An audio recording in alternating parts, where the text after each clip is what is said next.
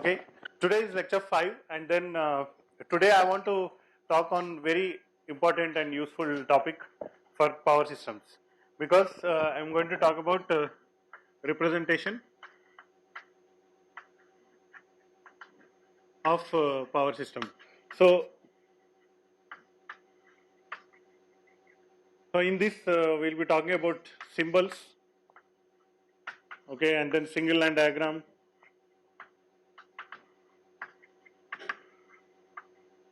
and then the per unit system.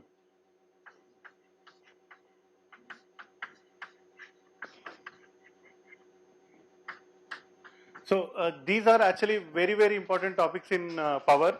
That's why I thought I will cover them in one lecture. Uh, in any matter of study, there will be a lot of symbols and notations used. What is the purpose of using symbols or notations in different things? What is the advantage of using this kind of symbols in anything? Yeah, so whenever you use symbols, whenever you use that kind of representation methods and all, you're actually taking a shortcut, you're improving the thing. So, for example, if you just see this symbol itself, so this is the resistance symbol. So, immediately you will understand what are its properties, what are its this one. So, a part of learning your engineering is in terms of understanding the symbols of things. Okay. So, but there is another problem. Suppose if you show this to someone who is not an electrical background person, and then if some unknown person looks at this, it's just a line with some up and down lines, and then this thing. So we don't know what it means. So that is a disadvantage and an advantage at the same time. So if you know the symbols and if you know the representation, it's an advantage. If you don't know, then it's a disadvantage. So we should always be careful with that. However, in any case, the concept behind the symbols also you should understand and how it links. So what happens is there is this concepts, and then there is this symbols. Okay, so so there is this some kind of relation between these two. So imagine there's one person. Okay, there's one person who is an expert at manipulating symbols. Okay, so we will not tell them what is the meaning of this resistance. We'll just say that this is the circuit, and this is the whenever this symbol is there, then it means R, and then you use this formula I equal to V by R. So like that you just only make the person expert in symbols without telling the concept. Just manipulate this thing whenever this input is given. This is the procedure. This is the output. So very good expert in these symbols. Okay, but that person doesn't understand what is the concept behind that. So in that case, what happens? If you put an exam, what happens? If you put an exam with all these questions, exam is anyway having these questions using the symbols only. So the person will pass the exam, maybe get good marks also. But then when the person goes to the real world and then you want to solve an actual problem, then there will be a thing, because the actual problems will not come in the form of symbols. So they will be like the regular problems. Then you have to say that, okay, for representing this problem, I want to use this symbol system and that kind of thing. So if you see the computers, okay, if you take a computer and then if you have a software like MATLAB software or some kind of power system solving kind of software, so the computer is very good at manipulating symbols without understanding the concept of what is and all. So if you want to become like computers and then just say, okay, this is the question, this is the procedure, this is the steps, this is the answer. So you might be able to complete the exam, complete the things, but then without concepts. So on the other hand, suppose you imagine a person only expert at concepts, okay, but then doesn't know the symbols. Okay, then what happens? Again, very slow. Like if suddenly a new problem you want to analyze, analysis one can do because the concepts are strong.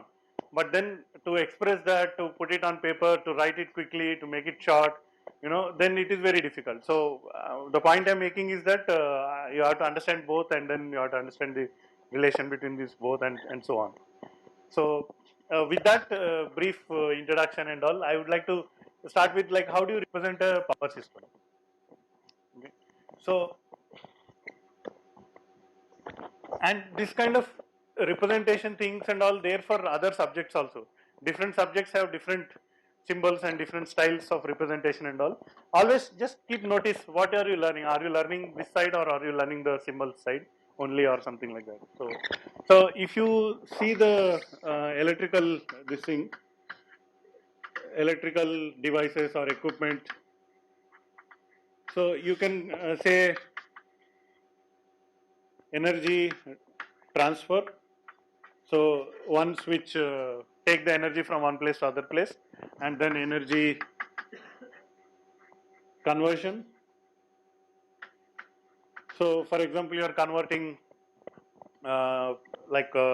heat energy to electrical energy or electrical energy to mechanical energy, this kind of devices. And then there is this energy, I can actually write, I'll just keep it conversion only because I was about to write energy consumption. So if you are consuming, that means you are converting into some other way. So that I can actually keep under this. So there are these generators, and then there are these motors. So these are the two obvious things: the mechanical energy to electrical energy to mechanical energy. You know that. There is this transformers. So transformers again they convert electrical to electrical only, but different voltage, different current level. So this also you might be knowing. What else are there? So there are something called power electronics converters. So there are this rectifier, and then there are inverter. Okay, and then there may be others also which I don't know.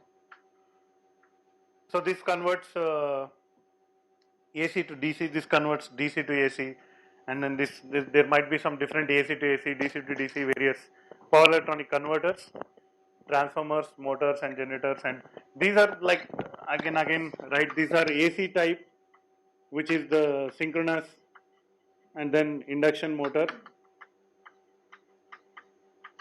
And then the DC type is your DC motor, DC generator, series motor, shunt motor. You might have seen all this in some other course machines. Okay, there might be some different other type of motors also. So nowadays, lot of different kinds of motors are also coming. Okay, transformers you already know, and energy transfer is your nothing but your AC lines, AC transmission line. I mean, and then there are this HVDC lines. Okay, and then so these are things which transmit energy. There are also another type of devices which is, in fact, I can put them under this only, power electronic facts. So this is flexible AC transmission system, and then there are different STATCOMs, inverters, or DSTATCOM, or this kind of UBFC, or various other types of devices. So now if I want to go for representation of power system, only talking about our course E3230 power system practice and all, we are only worried about modeling of the power system. So for energy transfer we use AC line, HVDC line, they use networks also. So let me mark what we are interested in. So let's say I am interested in only the AC lines. Okay. Here I am not interested in the working principle, how internally what it happens and all these things. That is a machines course. Here I am only interested in the like AC machines, how you represent them and use it in your power system studies. And then here I am definitely very much interested in transformers, and then for the time being we will not worry about the power electronics. So imagine a power system network which has everything, but for our study, I want to use only the machines, AC machine, either load or generator, both types. Okay, so I will also add one more. Let's say simple your loads. Okay, this could be like heating, lighting, something like that. There is some kind of factory load, some equipment or something like that. So I'm interested in representing these things, whichever. So there is a AC line in the form of a network. I'm not interested in HVDC for the time being, and then here the machines. So these are what we are trying to work out in this course. So now the question is, how do you represent a, let's say, inverter in your circuit, or how do you represent a HVDC transmission line? So you can always, learn some advanced things, read one more book or something like that. Whatever knowledge you build in this, you can extend it, and then you can model the HVDC line and other things later. So any questions or any doubts about this? Shall we move ahead? I just given the list of the different electrical equipment, and then what we are interested right now. Okay. So there is one more, generalized kind of thing, like I can say substation. So this is like actually group of equipment. So instead of, these are all individual equipments I have written, but then suppose if I group some of the all these things in one single place, that I will call it as a substation. So what happens in a electrical substation? You might have seen lot of substations when you travel outside. You will see a lot of wires in a big place and all. So what do they do in that place? What happens in a substation? Yeah, so they, either it will be a step down or step up, or conversion, and then converting and then distributing. So there may be one major incoming line which is called feeder, incoming feeder, and then there are like 2 or 3 transformers, and then you step down, and then you reduce the voltage, and then there may be 10 different lines which are going out. So substation is a collection of this thing. So in that there are some other type of equipment. I'll just write it down here. Let's say bus bar, circuit breaker, and then isolator, and then CT and PT.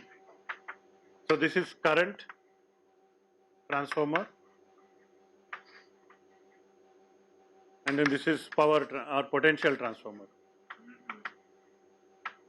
Okay. So apart from these regular power system proper equipment, there are these things are also there. Okay. So let's discuss one by one. What is a bus bar?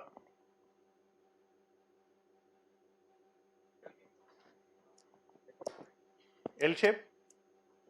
It's actually a straight line. It's a bar kind of thing, not an L shape. You can make it L shape, but then it's just. What is the main advantage or purpose of having a bus bar? The word is like he's saying connections. So what happens is, suppose if I want to connect 2 generators, and then I want to connect 5 transformers, I want to connect 10 different, lot of things I want to connect. So one way to connect is get everything and then put in one point. So the connections will become very heavy, and then because it's a high voltage equipment, lot of sparks, lot of flashovers, this kind of things will occur. So for safety reasons, what you do is simply you I'll write it here.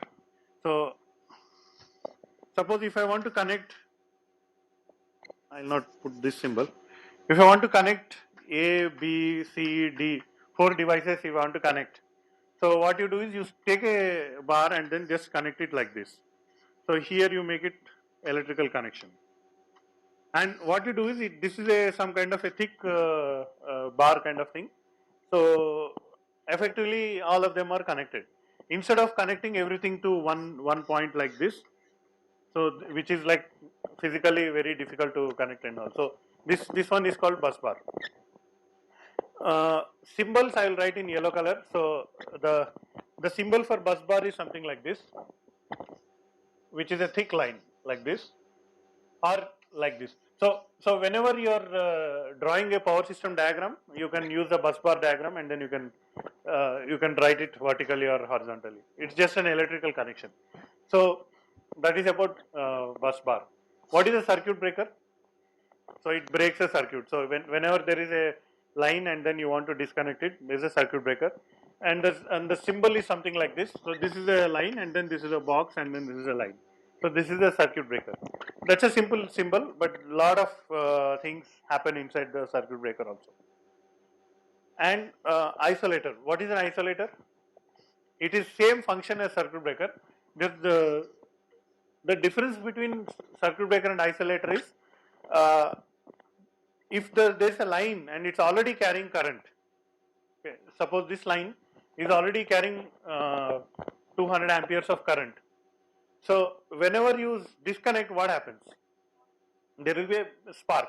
Okay, so even this switch, okay, when there is a light and then I switch it off, at the time also there will be a spark, but it will be very small one. Always there will be a spark. So whenever a switching operation takes place, so when the current is there, so this circuit breaker has a facility or some kind of insulating material inside. So when two contacts are separated, there will be a spark, but then there will be a insulating kind of some either some gas, SF6 gas or some oil or something like that will be there, which will remove the spark. Okay. If I open this isolator, which is like actually open, it's out in the air. So if I open this, there will be a spark here also, but then that spark you cannot remove that spark. It will continuously burn and it will kind of melt this isolator itself. Okay. So isolator should always be opened or closed when there is no current at all in it. So usual case, these two are connected in series. So what happens is, this is an isolator, this is a circuit breaker, this is another isolator, and then this is a bus bar, and then this is another bus bar. So what we are trying to do is, we are trying to connect two bus bars. Okay. So how to connect is, first this is closed, this is open first. Okay. And then this is closed. So step 1 is you close this, step 2 is close this, and then step 3 is you close this. So what happens is, this should operate either first or at the last. So when you are when you are connecting two things, first close this, the current is 0, close this, the current is 0, and then only after that you close this. So at the time there will be sudden current, but then inside that it will reduce the spark or something. Similarly, when you are opening it, what you have to do? First this will be open, and only after that the other two will be open. So these are just physical devices which are there for extra safety kind of thing. Okay. So you might imagine this is very costly, and then these two are relatively less costly. Okay, that's about isolator. So what is CT and PT? So what do you do using a current transformer?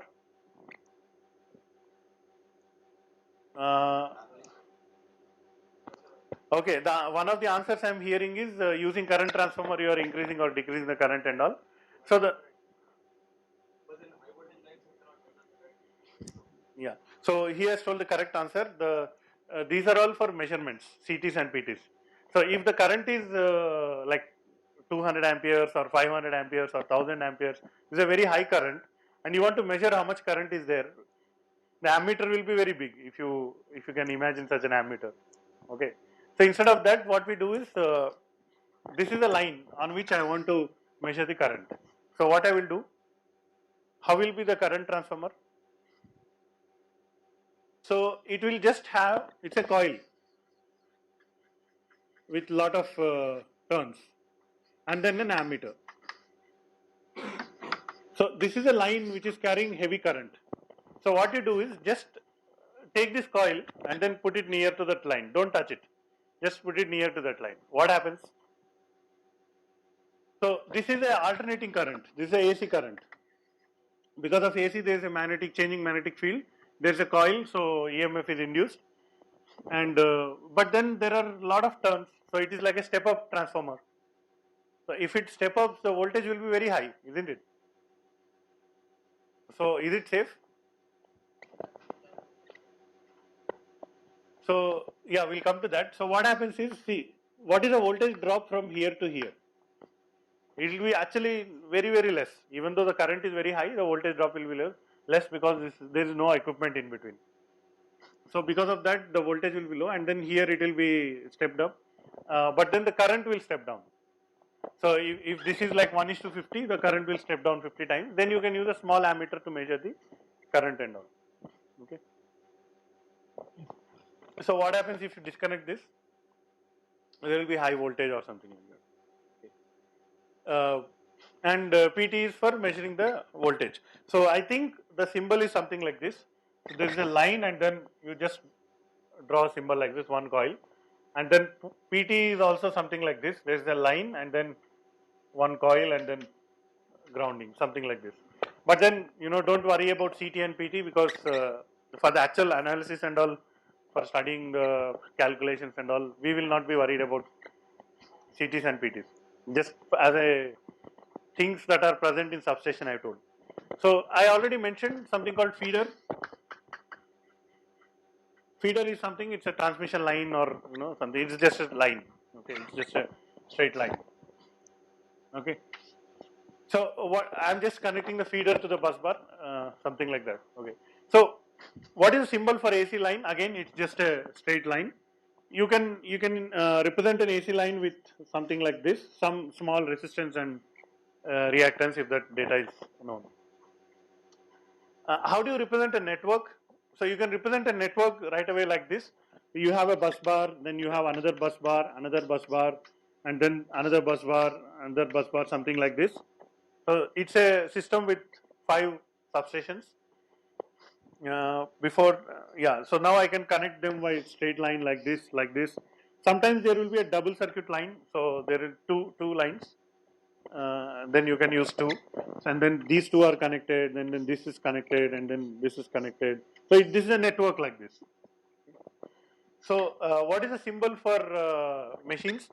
Any machine, the symbol is circle with like this. So sine wave inside that. That means it's an AC machine. Either it could be a synchronous machine or synchronous motor or generator, or it's an AC machine. DC machines we are not worried right now. Other machines we are not worried right now. What is the symbol for transformer? That's all. This is the symbol for transformer. There is another symbol also normally used.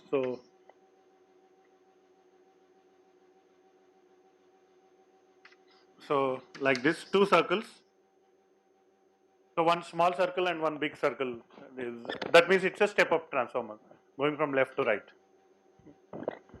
So you will in different textbooks you will find this different symbols used in different places.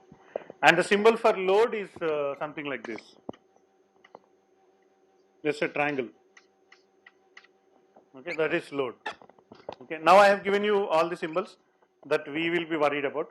So I can have a load here. I can have another load here. I can have a generator here. You can have another generator here. It is also possible to have a generator and load at the same place. I'll put another load here. Okay.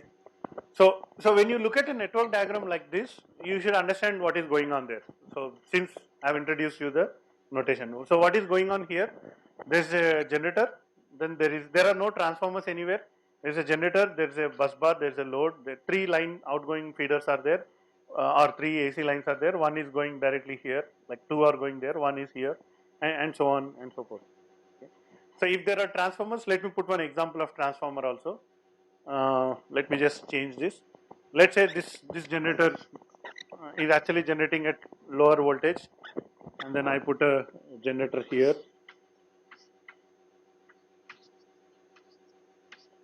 It's actually, you can put some circles. Okay, let's say this is 11 kilovolts, and then this is 220 kilovolts. So in which case this will be a 11 kV by 220 kV step up transformer. So something like that. So the point now is we just talked about these 2. So single line diagram. So this is an example of a single line diagram. What is the advantage of drawing a single line diagram? You will just come to know when we just solve one problem later. Is a single line diagram. I'll give you an example later. I'm just thinking, is there anything left in this? If you want to ask any questions, on this so far?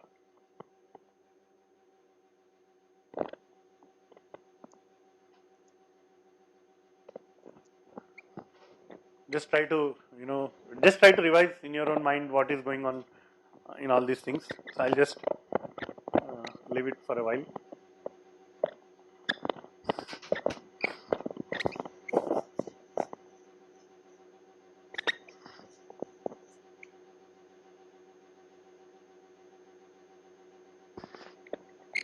So the advantage of having these symbols and all these things is that, even if you open some other, like let's say Chinese power system textbook, you may not understand the text, but definitely you can look at the power system network and then you can immediately say what is there in that network. And also, so these are all, this is like a worldwide same language.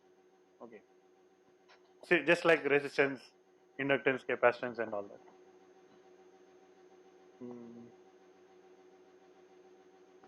I want to discuss little more about substations and then we will try to, start solving some problem, and then using that I want to introduce you to per unit system and its advantage and all that. Okay. When I draw a symbol like substation like this, there's a bus bar and then things are connected. So how many connections are there? So 1, 2, 3, 4, 5 connections are there. Okay. So I would say that this is a substation with 5 feeders. Okay. So I'll take an example of a substation with only 4 feeders. So maybe something like, there's no example here. Yeah, here. So there is generator, there's a load, and then there are 2 lines which are going.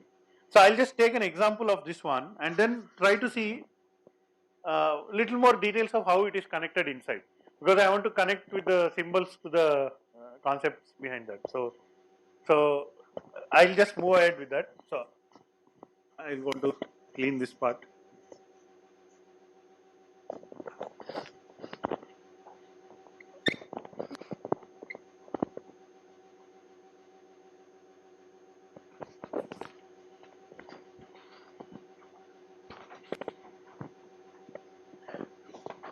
So first thing you should understand is, whenever we say single line diagram, it is a one phase representation. So all the power systems more or less are 3 phase.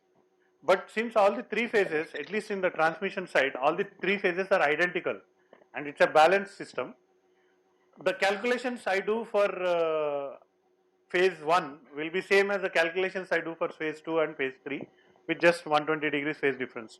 So instead of repeating the calculations 3 times, so immediately one shortcut thing that we do is, we only calculate for one phase, and then the other phases we just simply use the same results. So first thing is that. So you should know how to go from 3 phase to 1 phase. Okay. So for that we already just very briefly we saw star connection, delta connection, and then where you should use root 3, where you should not use root 3, and so on.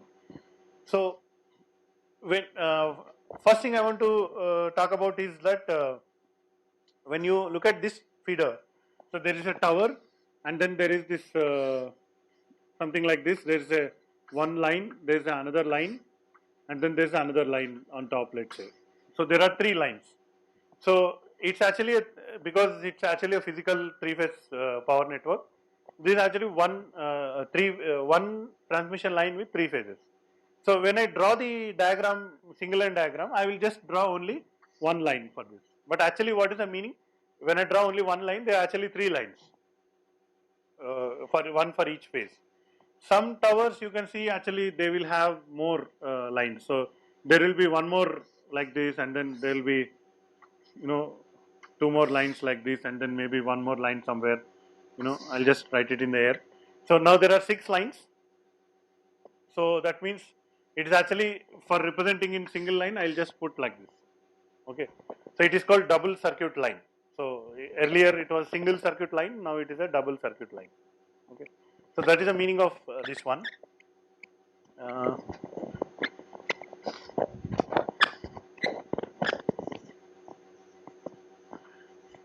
So one of the main functions of substation, as we said, is to step down, step up, and then divert the power from one line to the other line, and so on. Okay. So the connections are something like this. I'll just quickly write. Now, this is not actually, this thing you can actually read on your own. This is very easy stuff. So first one is single bus bar. These are the overall heading is substation configurations. Okay, what are the various configurations of substation? So what you do in this is there is a single bus bar. Okay, so you will just take one line and then put a circuit breaker.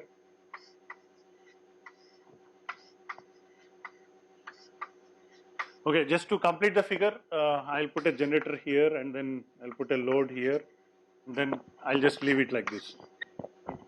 So this particular connection is called single bus bar connection. So same thing.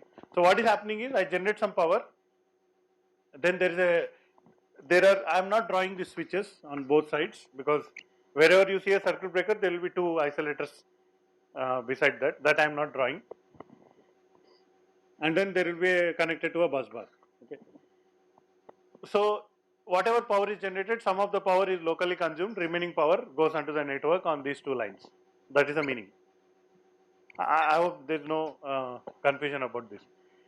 Actually what happens, actually there is a generator, the outgoing there are three lines.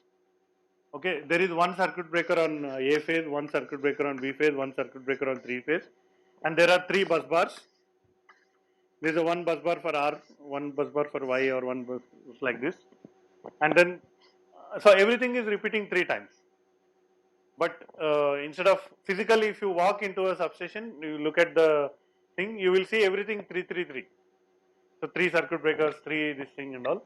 But in our single line diagram, we only draw 1. So, but then this is the meaning of this thing.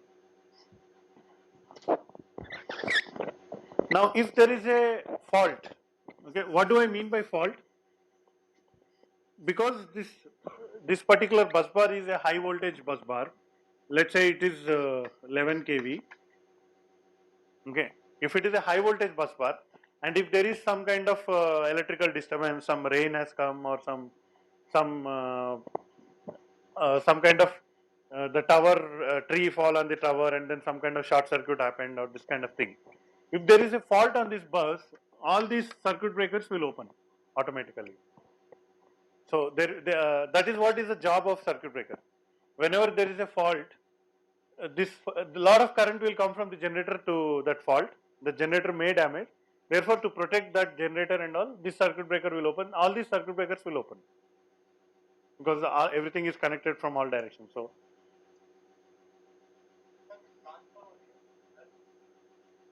if there is a transformer, where okay, so suppose if it's called GT, generator transformer. So in that case, you will create another bus here. So this is a generator terminals bus. Then there will be a transformer, and then there will be another this one, and then there will be a connection to this with a circuit breaker. So actually, if I want to write, there will be a generator, there will be an isolator, there will be a circuit breaker, there will be another isolator, then there will be a bus bar, then there will be an isolator, then there will be a circuit breaker, then there will be a transformer, then there will be another, here there will be an isolator, then there will be a transformer, then there will be another isolator, then there will be a circuit breaker, another isolator, and then finally the bus bar. This is how it will be connected. So you can actually ignore, if you are interested in internal designs of a substation and all these things, you can go into that detail. Otherwise, I can simply say this is the generator, there is a circuit breaker, then there is a transformer, there is another circuit breaker, and then there is a bus bar like this. Or you can actually even not worry about that. You can directly draw like this. You know.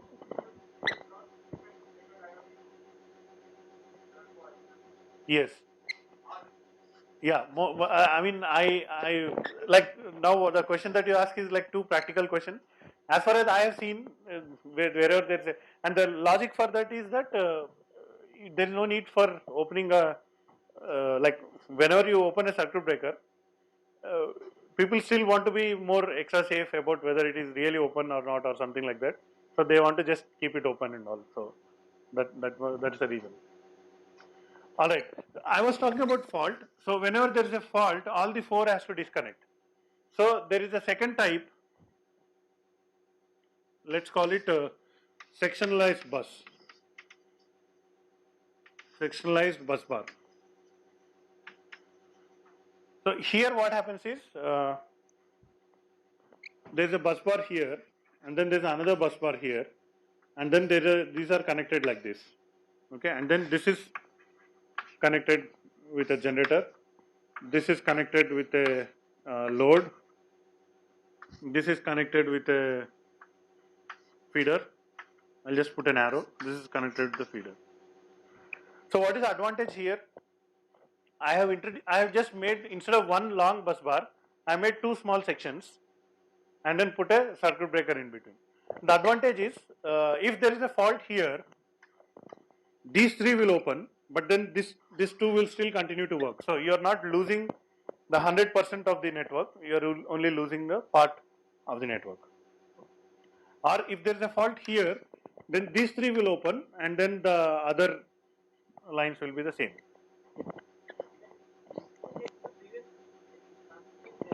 Yeah. So if you look only this part now, just look at this part. So if there is a fault here, all these four circuit breakers will open. Bus fault it is called. Yeah, not the previous one. So again in this subject is called protection, power system protection, where you will go into details of this. The people can always ask a question: what if this circuit breaker does not work properly? Maybe the sensor is not working. Maybe the motor inside that is not working, or maybe somebody forgot to put the oil in it and it got stuck. Something, there may be a number of problems. So what happens is they call it zones. So they say that this is zone 1, okay, and then they call it this one as one more. So this line, it goes to another substation, and then there will be another. It is connected to the bus bar at the another substation. So this will be the zone 2 for that. So this zone 2 will come somewhere here, and so on like that. So then the time setting will be there. So let's say this one, the time setting is, let's say 30 milliseconds. So whenever there is a fault, within 30 milliseconds it should detect the fault and disconnect. And if it doesn't disconnect, then the time setting for this will be, let's say, some 60 millisecond or something like that. So it is also connected, and then it can disconnect and all. So a lot of things like this details will be in the power system protection kind of course. So yes. Okay. To compare it with fuse, the way fuse detects, okay, is that if the current is very high, it will just heat and then it will. So the detection and the disconnect function both are done by the fuse only. In the case of circuit breaker, what happens is this is a line, this is a circuit breaker. Then there will be something called a trip coil. So this is a trip coil. So then there will be something called a relay. So let's I don't know the symbol for relay. So let's just put a box with a cross. So and then this is a relay.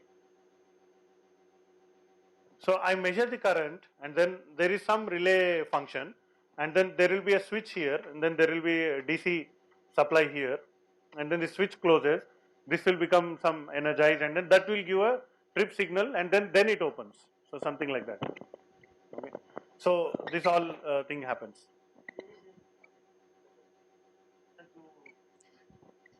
Yes, you're also right. What happens is you can, instead of this, you will actually have a CT. So CT symbol is something like this. CT is connected to all these relays. Okay. So now that we are going into some other different direction. So what usually happened was in a very large substation, there will be hundreds of these kind of current measurements and so on. And every time you measure, you have to say, have one wire and then it is connected to the relay. Okay. So what is there inside a relay? So like in olden days, it's a electromechanical device. So you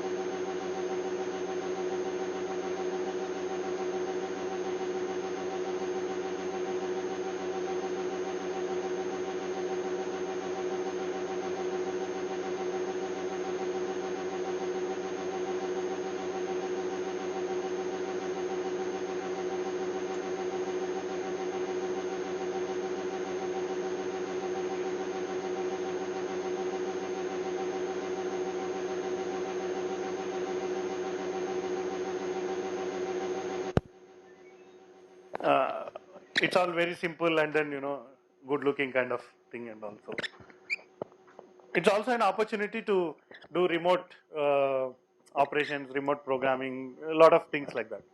Anyway, this is a totally different direction. So let me go ahead, and then I don't want to cover most of the time on substation configurations. Anyway, the next one is it's called RMU or ring main, or ring main configuration, something like that. So I'll just write it ring main. In that, it's just one step advanced than this. So what happens is I can do something like this. So there is 1, 2. I connect these two from like this. Then I can also connect in another direction like this. Okay. Actually, let me redraw that.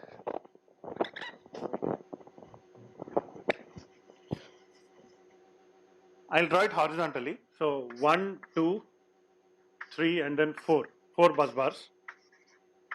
So these two are connected like this, these two are connected like this, these two are connected like this.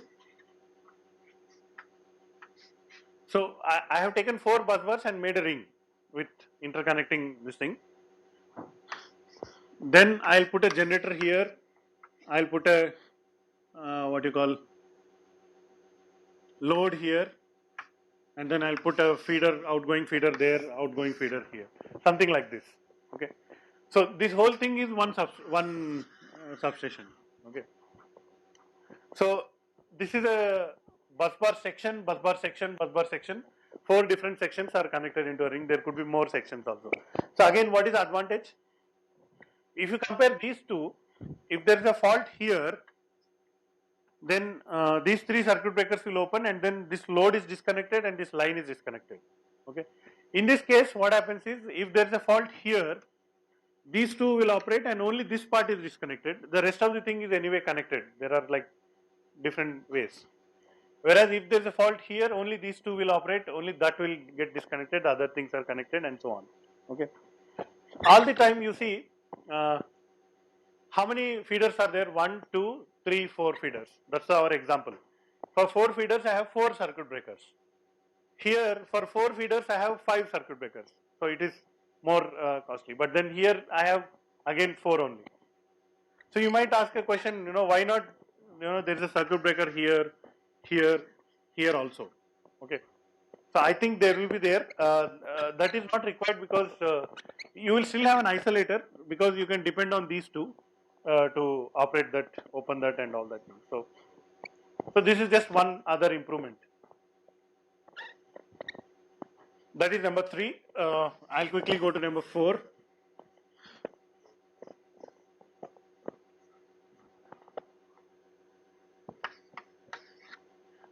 Let's call it, I think it is called main and transfer. Main and transfer bus. So in this, what happens is, the idea is something like this.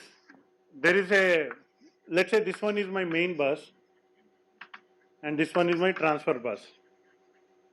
So I'll just have something like this.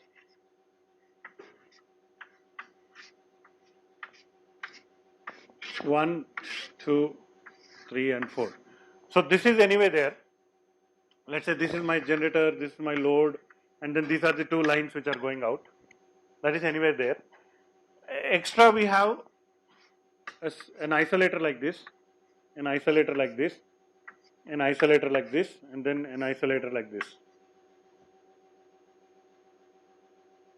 So I don't know what is like one main advantage is for maintenance. Suppose you want to do the maintenance for this, then you can close this, and then to the other transfer bus you can operate it for some time and then do that.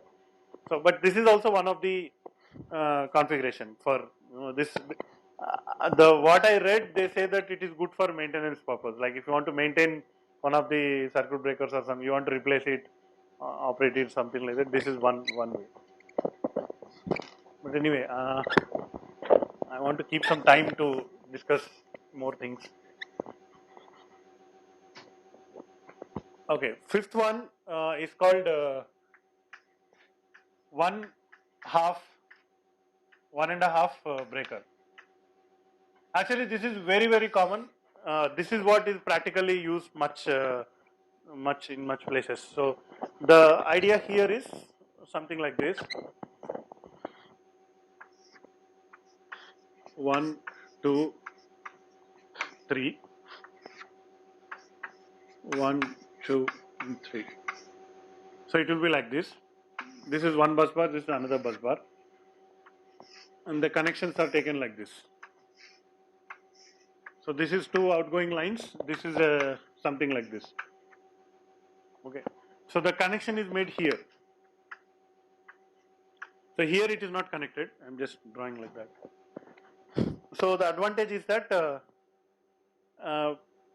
there are 4 feeders and then there are 6 circuit breakers. So 4 feeders are protected by 6 circuit breakers. So if you take the ratio, for every 1 feeder there is 1.5 circuit breaker, kind of thing. So The advantage is that again, if there is a fault here, these two will open. If there is a fault here, these two will open. If there is a fault here, these two will open, and so on. So you just go through the details like that. And again, one final configuration I am saying, that is uh, double breaker or two breaker. It's basically the same thing, but then with 8 breakers. So you just have 8 breakers like this, and then the connection is in the middle like this. So 2 incoming, 2 outgoing, and then you have this. This is more, even more.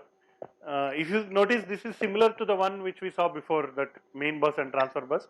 But since there is a circuit breaker on the other side, this is more safe kind of thing, and most costly kind of thing. So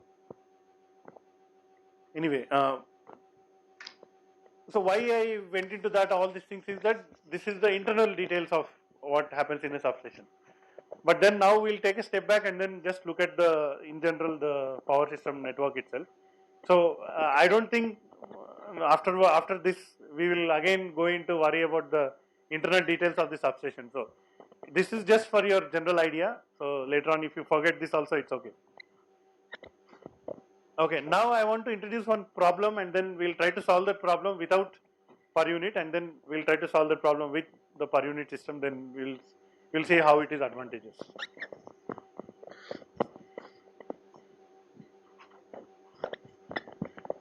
All right.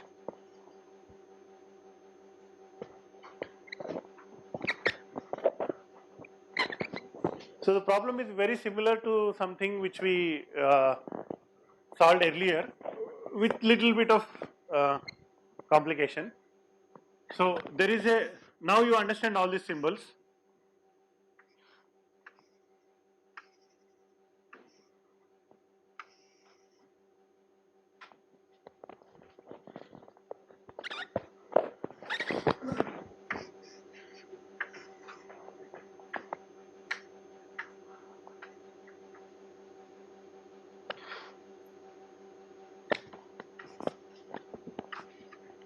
So I can just draw lines like this. Okay, so now if you look at this network, okay, or the power system, it's a very simple one. There's only one path. There's no mesh kind of thing. So there's a generator, then there's a step-up transformer, then there's a transmission line, then there's a transformer, and then there is a load. The problem comes when the ratings and things are different. Okay, I'll put down some numbers. See, I have not calculated this before. I'm just with approximate guess I'm writing. So, but anyway, for calculations we can do with any number. So let's say that the load is something like this.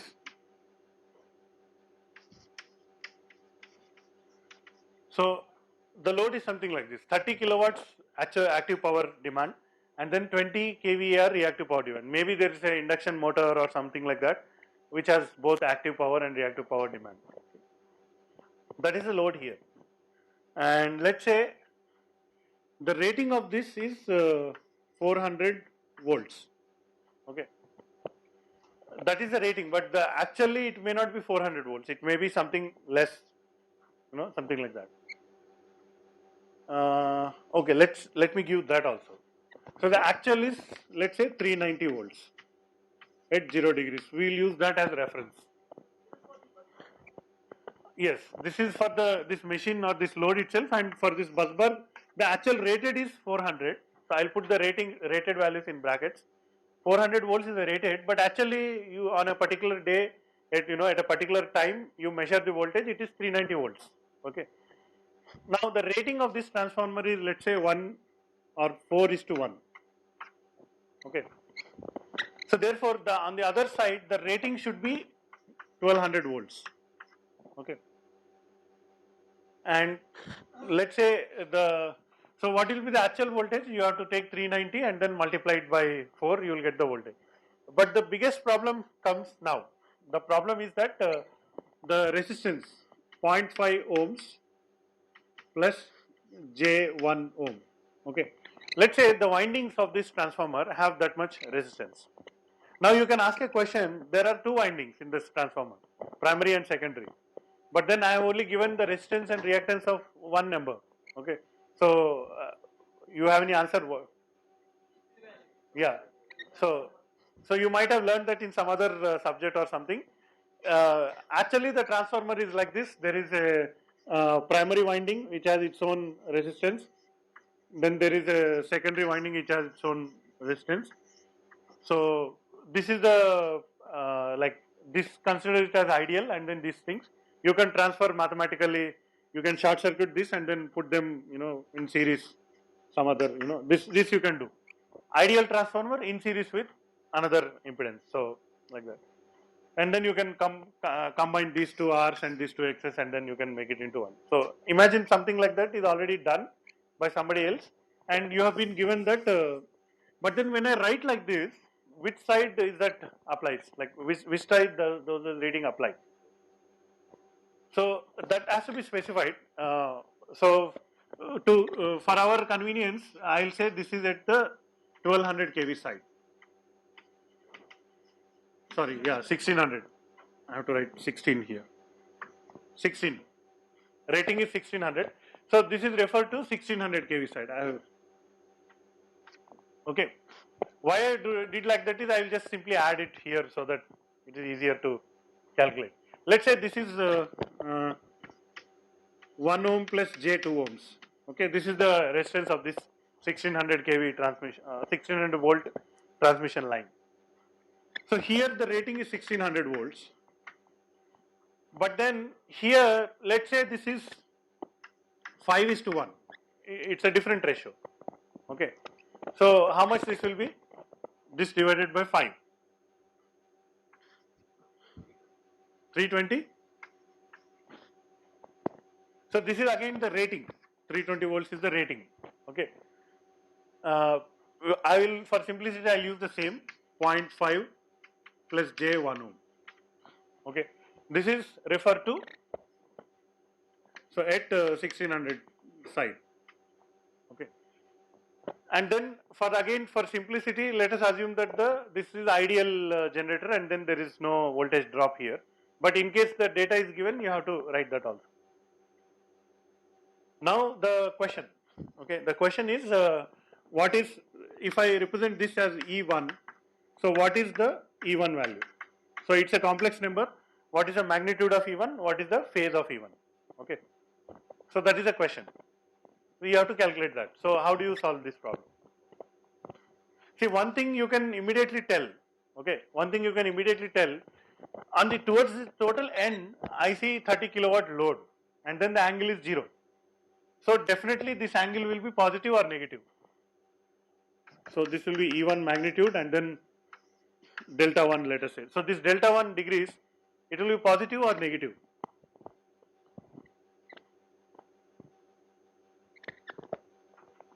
So what did we learn in the previous 2 lectures? The power flows from which angle to which angle? So always power flows from higher angle to lower angle. So because the power is consumed here, somebody has to supply this power. So in order for the power to come from this end to that end, this angle has to be higher. So if you calculate the angle of this one, that will be greater than 0 degrees. So delta 1 will be positive. Suppose let's say this one comes as 10 degrees. I don't know, but if it comes as 10 degrees, there is one line here also. Okay. Mathematically you can calculate what is the voltage here. Let's call it E2. The angle of this E2 will be between 10 and 0. Because for the power to flow from here to here, this angle should be higher, this angle should be lower. If this is also equal to 10, 10, both sides angle is equal, there is no active power flow. Okay, so like that gradually the angle keeps reducing and becomes 0 here. Okay, that is one thing you should, even before we start solving the problem. Another thing about magnitude of E1. So what do you expect with the magnitude of E1? So again you look at the reactive power. So here reactive power is, it's again a consumption. Okay, 20 kVAR is consumed here. So somebody has to send this reactive power. So how to send reactive power to a particular bus? You increase your voltage, you will send more reactive power. Okay. So for sending this reactive power here, this voltage should be, this is 390. So this should be like 390 into 4, more than that, so that there is a power flow.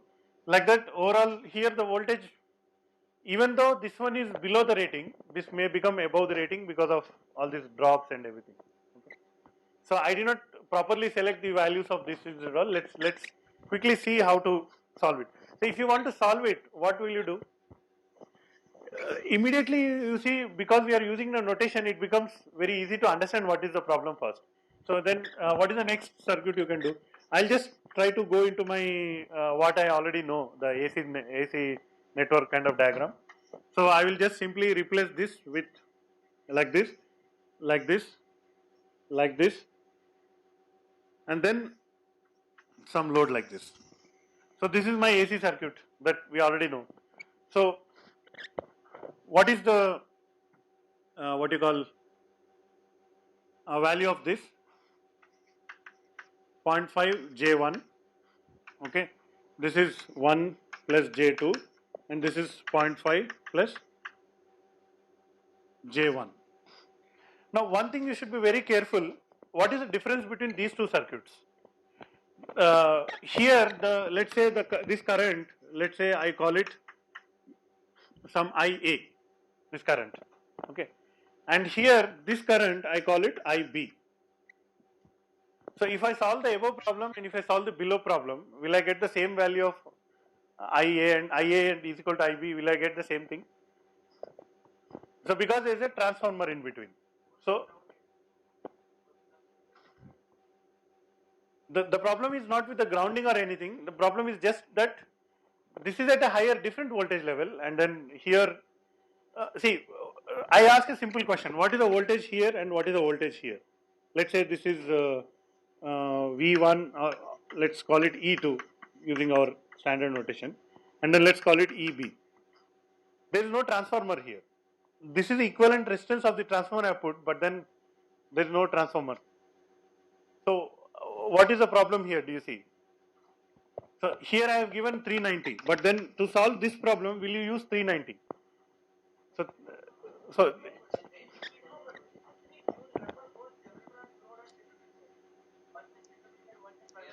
okay, okay. So that's the correct approach. What he's saying is, look at these two. What he's saying is, push the generator. So this is like a ideal transformer in series with a resistance and reactance, like this. This one is like this, and then there is a generator here. What he's saying is, interchange these two. So put the generator here and then put the ideal transformer. Okay. But since this is ideal, you don't have to do any calculation. You forget about this, and then you do like this. So that's what is idea. Okay. So what you have to do for the whole problem, you have to solve it at only one voltage level. Let's assume that my voltage level is 1600 for this problem. So all the other generators you push into this one. Okay. But if I give a very large network with 50 machines and then 200 transmission lines of 5 different voltage levels and all, then it becomes difficult. So you have to keep on doing all these things. Anyway, so now I will suggest one way of solving this. Okay, but we will not solve it to save time. I think it's, we have 25 minutes more. So what we can do is just look at only this, find out what is I. So P by V. So 30 kilowatt plus J20 kVAR. So this will be one complex number. Okay. So this is my S, right? So what is S? S is V into I conjugate. Okay. We will not worry about the sign immediately. So if I want I conjugate, I have to say S by V. Okay. So just do S by V. S is a complex number, V is a complex number. But then since the angle is 0, V is a real number. Okay. So 30,000 plus J 20,000 divided by 390. So can someone do this calculation?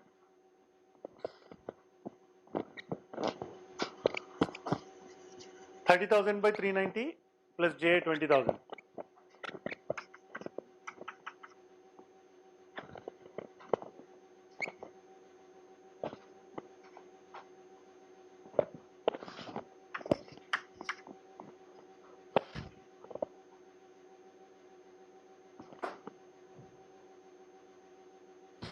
It's just a you don't have to do complex calculation. Just do these two numbers separately, these two numbers separately.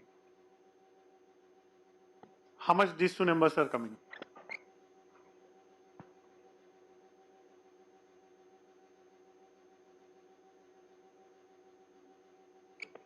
How much? 76.9. What? And then plus J 50.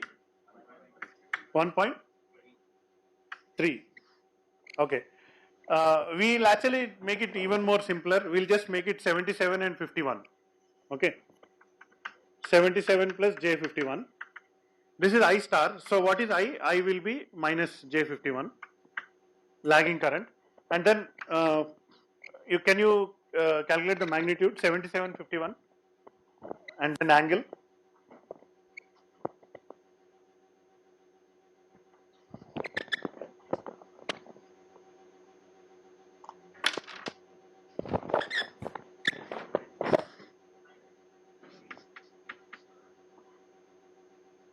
How much? 77 minus J51.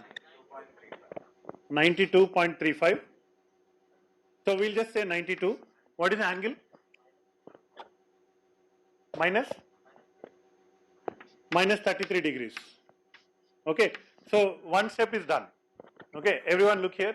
I got the current 92 and minus 33. This current is flowing in this impedance. Okay. But before multiplying these two to find the voltage drop, because this is referred to the 1600 side, I have to convert this to the 1600 side.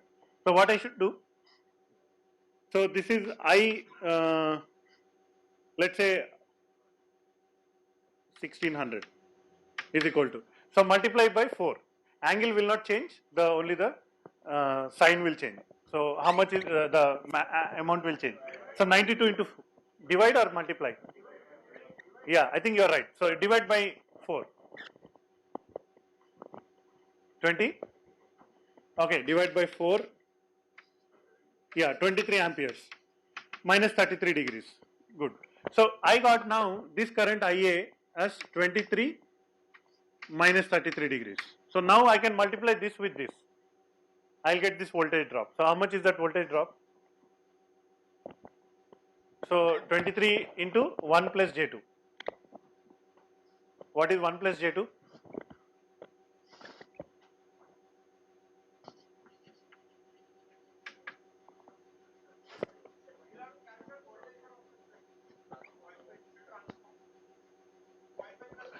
Exactly. That step we missed. So we actually we can do all these three in series. We can do all the three in series. That's the reason why we are referring everything. So the total impedance is how much? Z total is 2 plus J4, and then the current is. So that's all. So can you quickly do this? How much is the product of these two? We drop.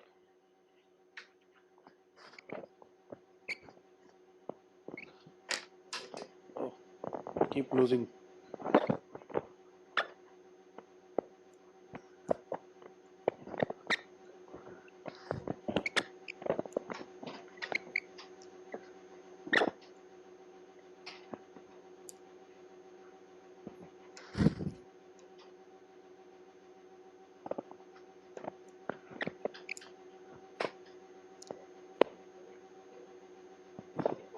So 23 minus 33 into 2 plus J4.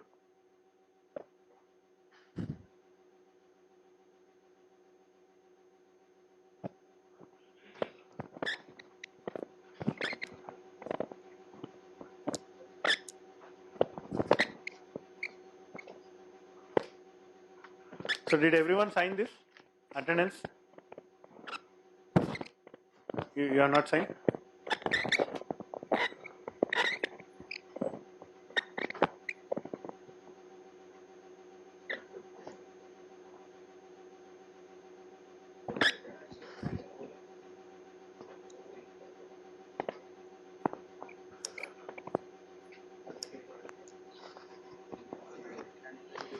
So anyone?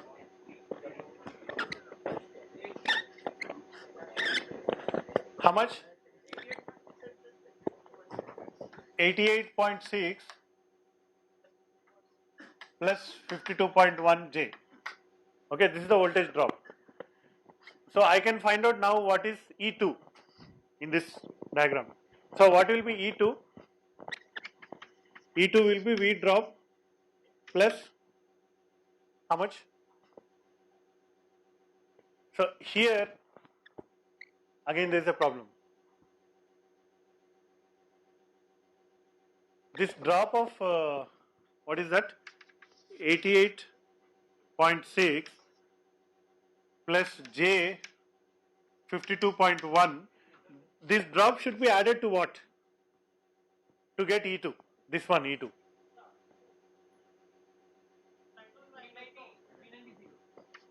390. Exactly. So 390 into 4.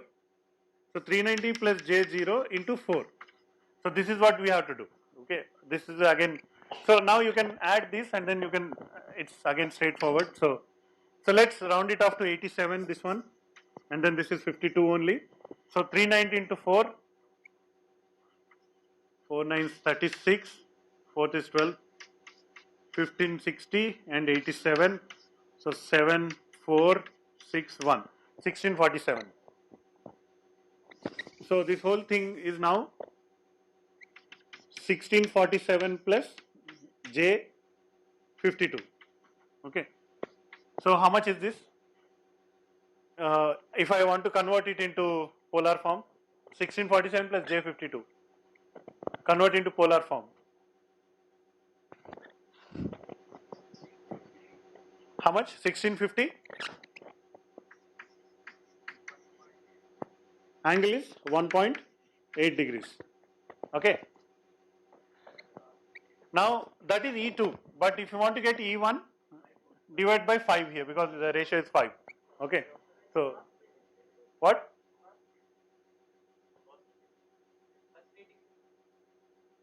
Yeah, it can cross rating. It can cross also. So that's when you have to take some action to make it reduce to this one. So how much is the value now? So divide by 5. Okay. So E1 will be E2 by 5. That will be 350. 5 3s 330. 1.8 degrees. The angle will be same plus 1.8 degrees. Okay. So this is what we expected. So finally the E1 answer is how much? 330 angle 1.8 degrees. So this is your answer. Okay. So I'll write the answer here. E1 equal to 330 angle 1.8 degrees. With lot of rounding off and all that. Okay. So we still have 10 minutes more to solve the other way. So is that clear? Everybody understood what we did? I just quickly revised. So S equal to V into I star. S is given, V is given. So I calculated what is I star. So simply divide S by this. So here we should know actually when to put minus, when not to put minus. The thinking what I was doing was the arrow is going into the load. Therefore the notation I will use is consumed. Complex power consumed. Okay. Complex power consumed is already given, so it is positive. So therefore I don't have to do anything like that. Since it's already consumed and already the arrow is like that, whatever I get, I don't have to put minus I. So and then this one. Another way of telling is that the load is reactive, therefore current will be lagging. Therefore this will be positive, this will be negative, and so on. Okay, 77 J51 I got the current. Then what I did, I reduced the current converted to polar 9233 I reduce it to 23 minus 37 because there is a transformer. Divide by 4 times. Then you multiply, then all these things are in series, so multiply, you got the voltage drop, and that voltage drop I added to the voltage here. So 390, take it to the other side, it will be 4 times, and then add it, and then I got E2, and then divide by 5, I got the E1. So this is all the steps. Okay. So now I'll just take out the answer, and then we'll, hopefully we should get the same answer.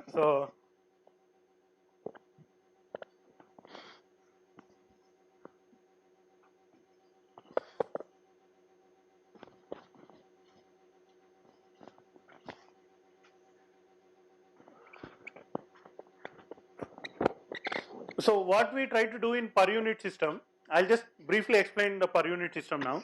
What we try to do is we want to cancel all the units. Okay. So if somewhere there is a ohms, okay, I will divide it by I will divide it by some base ohms. So I'll say base ohms or base impedance. I'll divide it. Ohms will get cancelled. Okay. Then I'll get some simple number as the impedance. Okay. Somewhere there is a volts, I'll divide with the base volts. Then I'll get a voltage magnitude without the voltage units. And the idea is that I want all the units to be removed. Somewhere there is an ampere, I'll divide with base ampere. Somewhere there is a kilowatt, I'll divide, or watts or something, I'll divide with the base watts. Wars, I'll divide it, and so on. Okay, how to do that? We have to choose very properly. So what I want to do now is I want to choose the things like this. So look at the power diagram, and then you have to mark the base quantities. So you start by choosing the base MVA or KVA. Okay, because the problem is in kilowatts and this one, better to choose a KVA. So let's say base KVA. Base KVA is equal to 100 KVA. You can choose 200, you can choose 50, something related to these numbers. So 32. So you cannot choose very. You can mathematically choose any number, but then nearby number you choose. So sometimes the rating of the generator is given. So at that time 80 kVA generator, then you can use that itself. Okay. So whatever, you choose some number. Then the voltage part, different parts of the network will have different base kVA. So that is the tricky part about this. So what I'll do is I'll draw a line from the middle of this transformer like this. Okay. For this region, my base kV is, okay, or base V itself is, here it is 320, I'll take 320 only. So because the rating is 320, I'll take 320 only. Okay. And for this part of the network, obviously I'll take the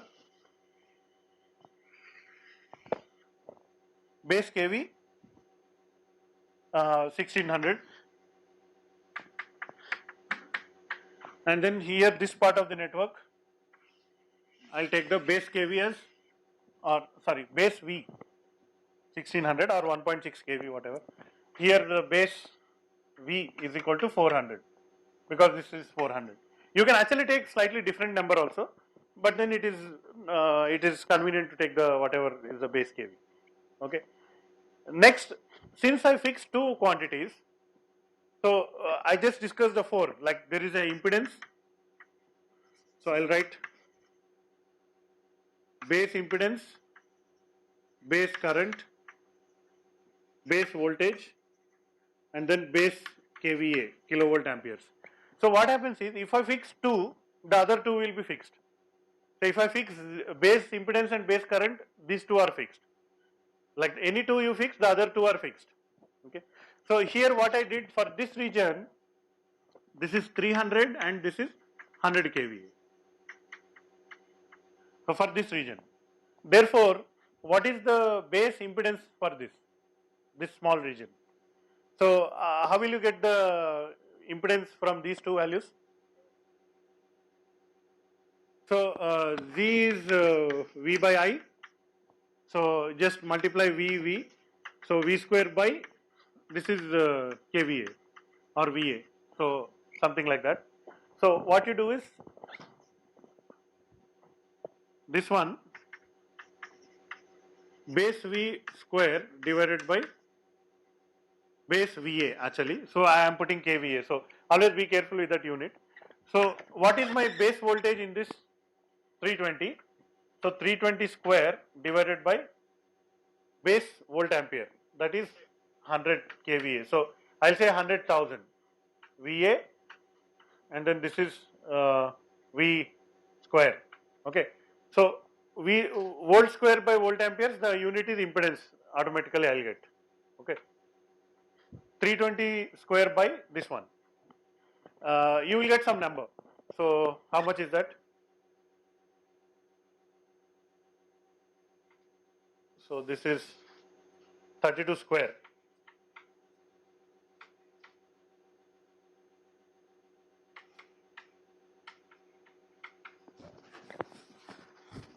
So this is 10240045 1.024 ohms. So this is my base impedance, just this calculation. Okay. But anyway, there is no impedance on this side, so it is actually useless calculation. So we will not worry about that. So what I'll do is I'll just write this here just for reference. So I'll say base Z is equal to 1.024 ohms. Okay. So here what is the base impedance? What is the base impedance? This is going to be important for us. So V square 1600 square divided by 100,000. So this is voltage square by volt ampere. So this is nothing but ohms. Just I am writing the units. Okay. So what is this number? 25 point? Are you sure? Is it 2.56 or 25.6? Okay, 25.6 ohms. So this is my base impedance. Okay, for this portion of the network.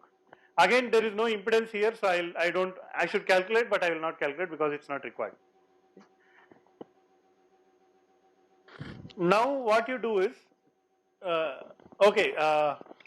now what you do is you convert the actual quantities into per unit quantities. Okay, I'll draw a per unit circuit. Then it becomes everything very clear for you. I am drawing the per unit circuit. Per unit circuit is like this. Same thing.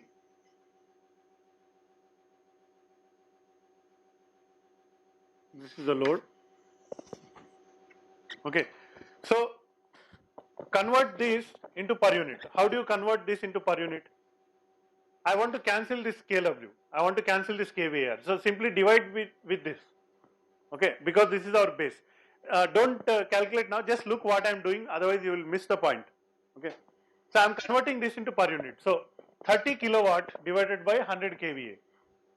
So for the time being, just cancel up these two. So 30 by 100, 0.3. Okay. The load here will be 0.3 plus 0.2, J 0.2. So this is my load. There is no unit for this. This is per unit load. This is my circuit in the per unit system. Okay. What is the voltage here in per unit?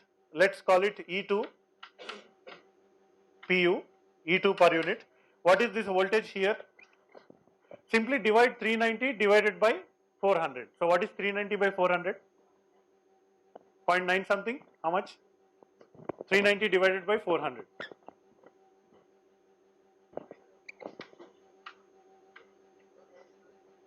0.975. Okay. Angle 0 degrees. This is per unit. So this is my voltage in per unit. This is nothing but 390 divided by 400. Okay. This voltage is there. Now this impedance, the tricky part is now this 0.5 plus J1, since it was already on this side, refer to 1600. So I can use it, refer to 1600. Okay. So what I should do? I have the base impedance of 25.6. Okay. So actual impedance is 5.5. So 0.5 divided by 25.6. So ohms will cancel out. I will get a per unit number for the impedance. So how much is the impedance here? So simply what you do is Z per unit for the transformer T2. How much is this? 0.5 plus J1, this is in ohms, divided by 25.6 ohms. Ohms will cancel. How much is this?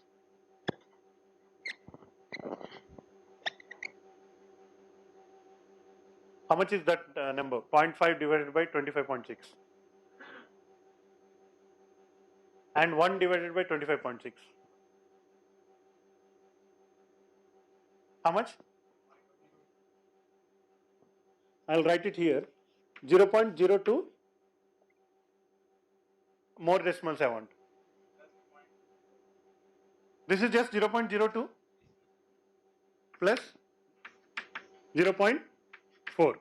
Okay. This one is for this. Okay. Now look at this one. 1 plus J2. So that also divide by this one. So that will be double of this, 0.04 plus J 0.08. So this one is this. Is that okay? And this one will be same, 0.02 plus J 0.04. This one will be this. Okay. Now all of them are in series, so I just simply add. Okay, 4, 5, 6, 7, 8. So the Z total will be 0.08 plus J 0.16. This whole thing is in per unit. Okay. Because I already divided by the base, this one I cancelled out all the ohms. So this is in per unit, this is in per unit, this is in per unit. Okay. Now the simple question is, what is E1? That is the question. So can I draw the circuit again here? So our simple per unit circuit became like this. This is E1, angle delta 1. This is a load. Okay. I'll just put an impedance here. 0.08 plus J 0.16. This is in per unit, and this one is 0.3 plus J 0.2. This is in per unit. This is the load, and this voltage is 0.975 plus J0 or angle 0 degrees. So this is a simple circuit I have to solve. I will get some current I. So what is my I? What? So I will be this by this. So J 0.3 plus J 0.2 divided by 0.975. This will be I conjugate. So I'll get what is I. Okay. That I you multiply with this one, 0.08 plus J 0.16. Okay, notice here I am just jumping a step. I remove the star and put minus here. Okay, so this one multiplied by this one will be the drop here, and then to that I will again add 0.975. So if I do this number, I will directly get what is my E1. So those who have the calculator, you can simply enter this. Okay, so this divided by this multiplied by this added to this.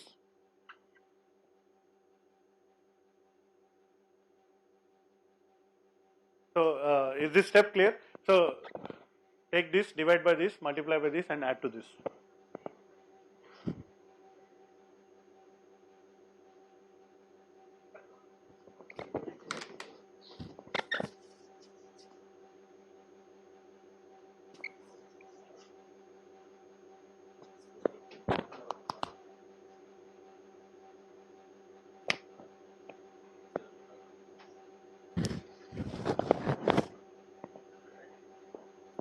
Write it neatly.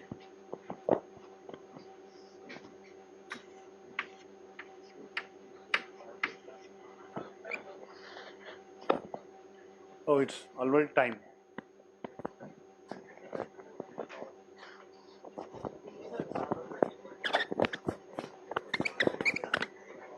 Just quickly do that. We are already running out of time. This is another.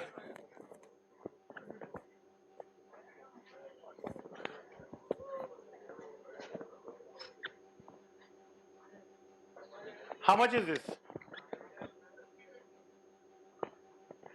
No, it will be in per unit. Tell it in per unit.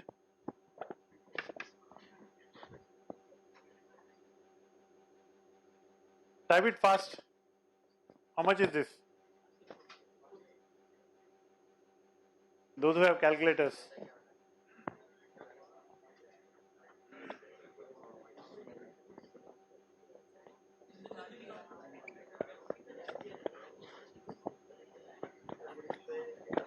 Make it fast.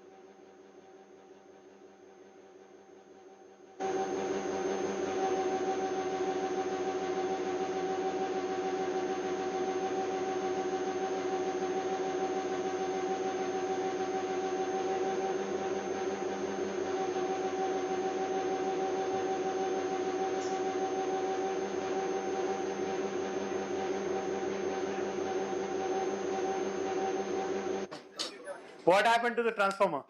Oh, the mic was off all the time? We lost all the audio.